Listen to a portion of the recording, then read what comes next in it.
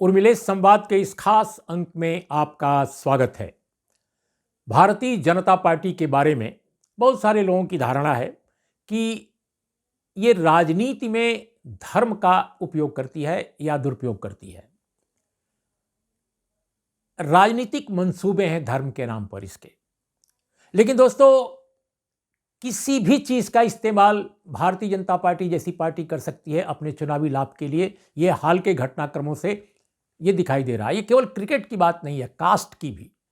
सिर्फ एक ही सी नहीं, कास्ट का भी इस्तेमाल खूब जम के कर रही है, जबकि कास्टिस्ट दूसरी पार्टियों को कहती है। जितने क्षेत्रीय दल हैं उत्तर भारत के या दक्षिण के भी, उनको ये कहते कास्टिस्ट हैं ये लोग। हम तो राष्ट्रवादी हैं, हम तो धर्मवादी हैं।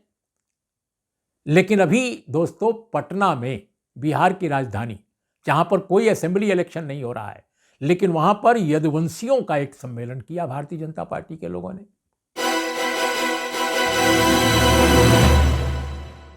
अभी हाल में मंगलवार को गोवर्धन पूजा जिस दिन थी, और वहां का एक बहुत बड़ा सम्मेलन स्थल है, बापू सभागार बहुत बड़ा है, वहां पे ये सम्मेलन हुआ, बापू सभागार, यस।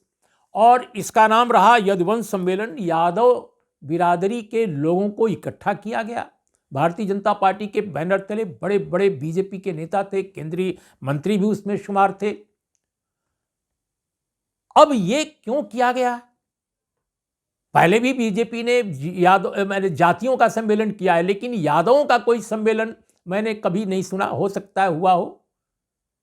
अब बिहार के बारे में मैं आपको पहले बता दूं कि कॉन्टेक्स्ट क्या है इस तरह के सम्मेलन का, क्योंकि वहां तो चुनाव नहीं है। इसका मतलब कि 2024 की तैयारी के लिए हुआ।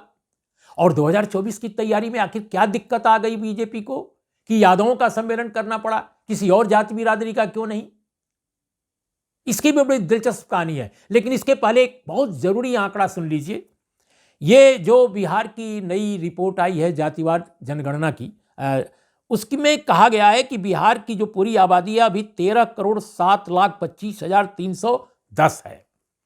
इसमें सबसे बड़ी जो बिरादरी है, एक बिरादरी कोई जो सबसे अधिक जिसकी आबादी है, वो है 1,86,50,119 यादव, यानी यदुवंशी जिसको कह रहे हैं बीजेपी वाले।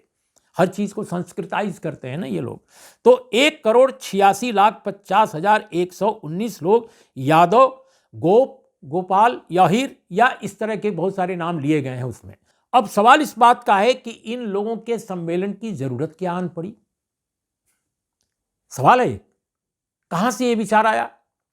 दरअसल हुआ यह था कि मुजफ्फरपुर में कुछ दिन पहले माननीय गृह मंत्री का एक बहुत बड़ा आयोजन था, सभा थी, और उसमें उन्होंने बिहार की जो जातिवार गणना है उसके बारे में बहुत सारी बातें कहीं। फिर बाद में जो अखबारों में खबर छपी वो हमने देखी थी। उसमें यह भी कहा गया, उन्होंने भी कहा, बाद में अन्य नेता भी बीजेपी के कहने लगे, खासकर जो अपर कास्ट के नेता थे, कि इस जातिवार गणना में यादवों और मुसलमानों की जो आबादी का आंकड़ा दिया गया है वो उचित नहीं है, सही नहीं है, यानी बढ़ा चढ़ाकर पेश किया गया है। ये आवाज दूसरे लोग जो एनजीओ या कुछ अभियान चलाते रहते हैं बिहार में, उस तरह की बात भी करने लगे। बीजेपी में कई नेताओं को मैंने ये बात कहते सुनी कि साहब ये आंकड़े सही नहीं है, और गृह मंत्री ने तो कहा ही। इससे अब मुसलमानों पर तो बात चली गई, ठीक है, वो तो बीजेपी के लिए कोई महत्व उनका नहीं है। लेकिन जो यादव नेता हैं बिहार में बीजेपी के, और मंत्री भी हैं कई, एक तो मंत्री हैं, ये बहुत महत्वपूर्ण मंत्री हैं, और सांसद भी हैं, तो इन लोगों को लगा ये क्या हो रहा है। फिर बातचीत हुई होगी पार्टी में, ऐसा मुझे लगता है। तो डैमेज कंट्रोल के लिए एक यदुवंशियों का सम्मेलन भारतीय जनता पार्टी के बैनर तले, पूरा झंडा तल्ला सब कुछ वहां पर था, झंडा था, बैनर था, बड़े बड़े नेता थे बिल्ला लगाए हुए, वो सारे लोग बैठ गए। अब यादवों को भी बड़ा आश्चर्य हुआ। अच्छा, यादव, देखिए, कोई भी बिरादरी किसी भी प्रदेश में ऐसी नहीं है भारत में जो किसी एक ही पार्टी को वोट देती हो। इस देश में कोई ऐसी बिरादरी नहीं है जो सिर्फ अपनी किसी एक जाति के नाम पर किसी एक पार्टी को वोट देती हो। हर जात में अलग अलग वोटिंग पैटर्न है उनका। कोई किसी को देते हैं, कोई किसी को देते हैं। लेकिन यह बात सच है कि बिहार में यादव बिरादरी का बड़ा हिस्सा राष्ट्रीय जनता दल के साथ है, इसमें कोई दो राय नहीं है। लेकिन अगर आप दूसरे राज्यों में जाएंगे तो यादवों का जो वोट है वो अलग अलग पार्टियों को भी मिलता है। यहां तक कि बिहार में भी अनेक ऐसे सेंट्रल बिहार में यादव मतदाता होंगे जो सीपीआईएमएल को वोट देते होंगे, सीपीआई को वोट देते होंगे, कांग्रेस को वोट देते होंगे, खासकर नॉर्थ बिहार में। लेकिन भारतीय जनता पार्टी हाल के वर्षों में यादवों में अपनी पैठ बनाने की लगातार कोशिश कर रही है और यह सम्मेलन उसकी एक कोशिश रही है। लेकिन इसमें डैमेज कंट्रोल वाला पहलू कि भाई जाति जन पहली चीज तो सिरे से खारिज करती है बीजेपी जातिवार गणना को। एक जमाने में बीजेपी ने कांग्रेस से अलग अपना स्टैंड दिखाते हुए और तमाम जातियों को मोबिलाइज करने के नाम पर यह कह दिया था कि जातिवार जनगणना हम कराएंगे, लेकिन फिर मुकर गए। और अब तो पार्लियामेंट में और पार्लियामेंट के बाहर कई बार कह चुके हैं कि जातिवार जनगणना बिल्कुल नहीं होगी।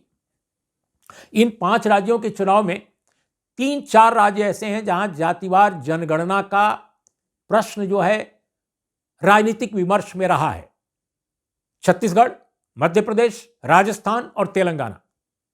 लेकिन किसी भी राज्य में बीजेपी ने अपने मैनिफेस्टो यानी संकल्प पत्र में जातिवार जनगणना के वादे को रखा नहीं है। क्यों? क्योंकि बीजेपी जातिवार जनगणना के खिलाफ है। जातिवार जनगणना के खिलाफ क्यों है? क्योंकि कहते हैं इससे जात पात हो जाएगा।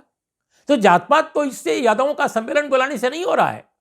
अरे भाई, आप तो लालू यादव की पार्टी को या उत्तर प्रदेश में मुलायम सिंह की पार्टी को यादवों की पार्टी कहते रहे। आप तो कहते रहे कि ये लोग कास्टिस्ट पार्टियां हैं और हम राष्ट्रवादी पार्टियां हैं, हम धर्म की पार्टी हैं, हम राष्ट्र की पार्टी हैं, हम राष्ट्र धर्म की पार्टी हैं, हम हिंदुत्व की पार्टी हैं। तो अगर आप हिंदुत्व की पार्टी हैं, आप राष्ट्र धर्म की पार्टी हैं, आप राष्ट्रवादी पार्टी हैं, तो आप कास्ट के नाम पर सम्मेलन क्यों कर रहे हैं? अरे भाई, वर्ग के नाम पर करते, आप समुदाय के नाम पर करते, पिछड़े वर्ग के नाम पर करते, लेकिन यादवों के नाम पर। तो इसका मतलब है कि जो आपने जो ये कहा कि यादव और मुसलमान दोनों का आंकड़ा जो है गलत है या इसमें कुछ हेरा फेरी या गड़बड़ी हुई है, कहीं ना कहीं उस बड़े क्योंकि आप पूरी शासकीय मशीनरी पर सवाल उठा रहे हैं और शासकीय मशीनरी बिहार की इन आंकड़ों से भी जो नीतीश कुमार और तेजस्वी यादव की सरकार ने जारी कराया है उससे भी जाहिर होता है कि अपर कास्ट डोमिनेटेड नौकरशाही है। प्रशासन में सर्वाधिक लोग जो हैं, परसेंटेज अगर देखा जाए तो अपर कास्ट के हैं। तो आप अपर कास्ट के ही जो प्रोफेशनल किस्म के जो आंकड़ा को दर्ज करने वाले लोग हैं, जो मशीनरी के पार्ट हैं नौकरशाही के, आप उन पर सवाल उठा रहे हैं, उनकी दक्षता पर सवाल उठा रहे हैं। और अगर गलत है तो आप सर्वे क्यों नहीं करा लेते? आप राष्ट्रीय स्तर पर करा लेते, जनगणना में 2023 में ही करा लेते। तो आप कराएंगे नहीं, और जो दूसरा कराएगा आप उसको गलत कहेंगे। देश के न जाने कितने श्रेष्ठतम समाजशास्त्री और जो दलित और पिछड़े नहीं हैं वो इसकी वकालत कर चुके हैं कि भारत में जातिवार जनगणना होनी चाहिए। सतीश देशपांडे, प्रोफेसर सतीश देशपांडे, देश के जाने माने समाजशास्त्री, वो कह चुके हैं, अनेक लोग। लेकिन आप कह रहे हैं कि न तो हम करने देंगे, न तो हम करेंगे, न तो करने देंगे। और जब डैमेज हो जाएगा राजनीतिक रूप से, आपको लगेगा 2024 के लिए बात बिगड़ रही है, जो 5%, 3% या 4% जो भी यादवों का वोट आपको मिलता उससे भी नाराज हो जाएंगे, तो आप एक यादव सम्मेलन कर लेंगे और उसमें आप क्या करेंगे कि एक सूत्री फार्मूला आपका होगा कि लालू प्रसाद यादव पर अटैक करो,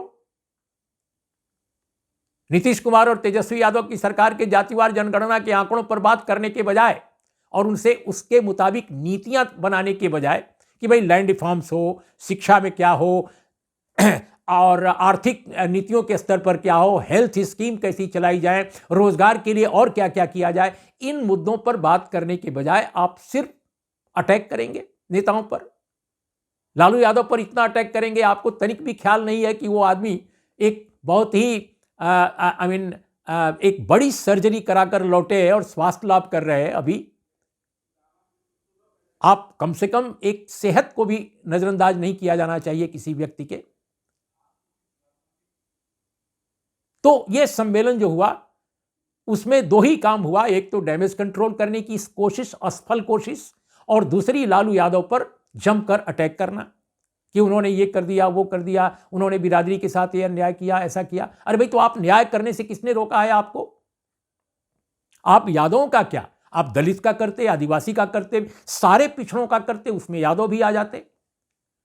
लेकिन आप जनगणना करने को तैयार नहीं है, आप स्वास्थ्य सेवाओं में सरकारी खर्च बढ़ाने को तैयार नहीं है, जो पिछड़े वर्ग और दलित वर्ग और आदिवासी वर्ग के लोगों को सीधा लाभ पहुंचाता है, क्योंकि वो प्राइवेट सेक्टर के अस्पतालों में नहीं जा सकते, खासकर गरीब लोग। आंकड़ा साफ है कि गरीबी कितनी है यादवों में। आप बिहार की जनगणना के आंकड़े देख लीजिए, आंख खुल जाएगी। आप अपनी केंद्र सरकार को भी दिखाइए कि भाई यादवों को हम तो समझते थे कि सारे के सारे दबंग लोग हैं, सारे के सारे बड़े वो हैं, लेकिन देखिए इतनी गरीबी है। तो अगर आप सचमुच यादवों के शुभचिंतक हैं, पिछड़ों के शुभचिंतक हैं, तो आप शिक्षा के क्षेत्र में, स्वास्थ्य के क्षेत्र में आप इन्वेस्टमेंट, सरकारी निवेश बढ़ाने की पैरवी क्यों नहीं करते मोदी सरकार से? आप बीजेपी के हैं, आप बीजेपी के मंत्री हैं, बीजेपी के सांसद हैं, आप क्यों नहीं बोलते? आप वो काम नहीं करेंगे? आप लैंड रिफॉर्म्स के लिए बात नहीं करेंगे? कितना लैंड होल्डिंग है पिछड़े वर्ग के लोगों के पास बिहार में, आप इसका भी आंकड़ा लाइए। तो ये आप नहीं कर रहे हैं, आप सिर्फ गेंदबाजी कर रहे हैं, और ऐसी गेंदबाजी जिसका कोई मतलब नहीं है। तो दोस्तों, ये जो यदुवंश सम्मेलन है भारतीय जनता पार्टी का, ये कुल मिलाकर दो ही काम इसका रहा। लेकिन एक तीसरी बात जो मैं बताने जा रहा हूं वो बड़ी दिलचस्प है कि इन्होंने, लालू प्रसाद यादव ने इस सम्मेलन के बारे में बापू सभागार में जो हुआ था उसमें, उसके पैरेलल एक और सम्मेलन हुआ उसी दिन, गोवर्धन पूजा के दिन, और वो था इस्कॉन मंदिर के सभागार में गोवर्धन पूजा के अवसर पर। और उसमें लोगों ने लालू यादव को बुलाया था। जो संगठन था उसका नाम था श्री कृष्ण चेतना समिति। उसने इस सम्मेलन को, बीजेपी के लोगों के सम्मेलन को, कंस का जुटान कहा। अब उन्होंने श्री कृष्ण और कंस से जोड़ लिया, अर्जुन और कंस से जोड़ लिया, क्योंकि इसके पहले बीजेपी के नेताओं ने कहा था कि नरेंद्र मोदी जी की सरकार और प्रधानमंत्री मोदी जो है भगवान श्री कृष्ण के सपनों को साकार करेंगे। अब पता नहीं श्री कृष्ण जी कहां से आ गए और उनके सपने कहां से आ गए। बीजेपी के नेताओं को मालूम है कि भगवान सपने क्या देखते हैं। यह बड़ी दिलचस्प बात है कि भगवान के सपने भी उनको मालूम है।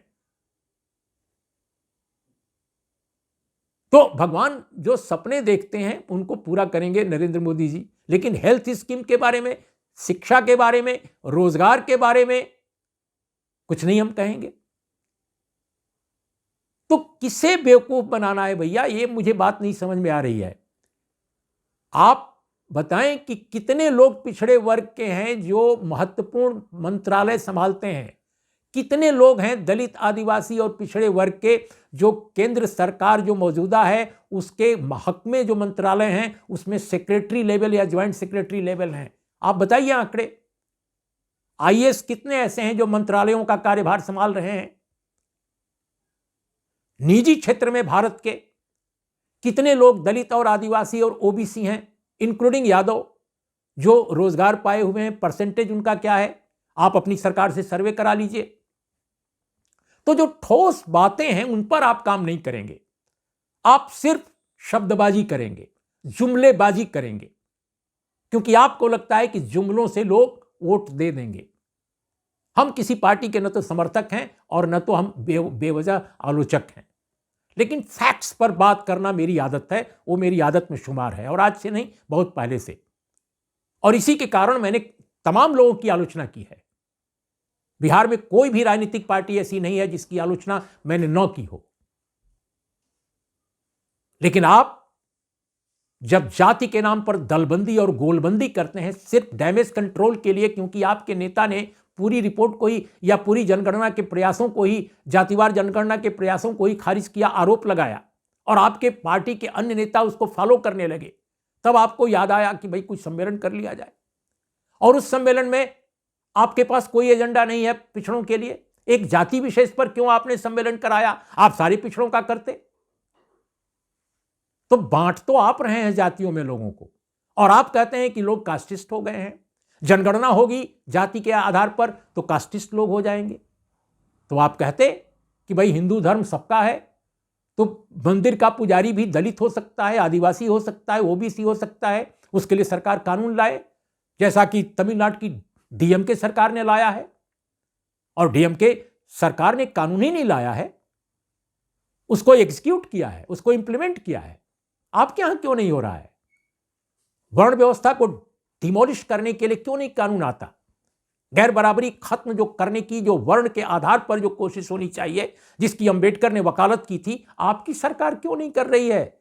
श्री कृष्ण के आप महान सपनों की बात करते हैं, भगवान श्री कृष्ण के सपनों को पूरा करेंगे अगर मोदी जी और मोदी जी की सरकार, तो भाई ये सपना तो बहुत जरूरी है, वर्ण व्यवस्था को डिमोलिश कराइए। क्यों नहीं कराते हैं आज के दौर में? तो यदुवंश का यह सम्मेलन जो है भारतीय जनता पार्टी का, यह बताता है कि यह पार्टी केवल धर्म का राजनीतिक इस्तेमाल नहीं करती है, यह जाति का भी, किसी भी चीज का राजनीतिक इस्तेमाल कर सकती है। मुझे लगता है कि बीजेपी के नेताओं को पुनर्विचार करना चाहिए अपनी इस नीति पर। क्यों? क्योंकि लोग समझ रहे हैं, लोग इतने नासमझ अब नहीं है, और युवा पीढ़ी तो बिल्कुल नहीं है। कितने दलितों, आदिवासियों और पिछड़ों को सरकार ने जेलों में बंद रखा है। स्टैन स्वामी किस सरकार के तहत जेल में रखे गए? देशद्रोह के आरोप में, यूएपीए के नाम और देशद्रोह के आरोप में, और उनकी मौत हो गई जेल में। हेमंत सोरेन की सरकार से पहले झारखंड में किसकी सरकार थी? बीजेपी की सरकार थी।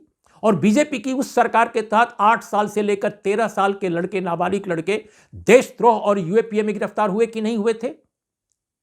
कितने लड़के गिरफ्तार हुए थे जिसको हेमंत सोरेन की सरकार ने आने के बाद रिहा किया? कुछ पर केसेज संभवतः अभी भी चल रही होंगी। उत्तर प्रदेश से लेकर और महाराष्ट्र, मौजूदा महाराष्ट्र सरकार, और मध्य प्रदेश की शिवराज सिंह चौहान सरकार, भाजपा शासित जितनी सरकारें हैं, अगर सबसे अधिक गिरफ्तारियां हुई हैं बिल्कुल गैर कानूनी ढंग से, झूठे आरोपों में, तो वो दलित, आदिवासी, ओबीसी के लोगों की हुई हैं, इंक्लूडिंग यदुवंशी। किसकी बात कर रहे हैं? उत्तर प्रदेश में जाकर देखिए यादवों की क्या हालत है। तो यदुवंशी सम्मेलन जो आप कर रहे हैं पटना में, बेहतर है जाकर गाजीपुर, लखनऊ और बलिया में कराइए, पता चलेगा। लेकिन जुमलेबाजी की आदत गई नहीं, 2024 तक जुमलेबाजी ही चलानी है। मुझे लगता है कि ठोस जमीन तलाशने की जरूरत है। हम सलाह देंगे आपको भी देंगे, और जिनकी आलोचना आप कर रहे हैं उनको भी देंगे, लिख कर देंगे, लेख लिख कर देंगे, बोल कर देंगे, क्योंकि डेमोक्रेसी में मेरा यकीन है, समावेशी विकास में मेरा यकीन है, वर्ण विमुक्त समाज में यकीन है, ऐसे समाज में जिसमें वर्ण जाति नहीं होनी चाहिए। और मेरा मानना है कि अगर बेहतर नीतियां बनेंगी शिक्षा में, स्वास्थ्य में, लैंड रिफॉर्म्स बनेगा, कृषि क्षेत्र का काम अच्छा होगा, रोजगार अच्छा होगा, तो सबके मसले हल होंगे। तो आज इतना ही। नमस्कार, आदाब, सत श्री अकाल।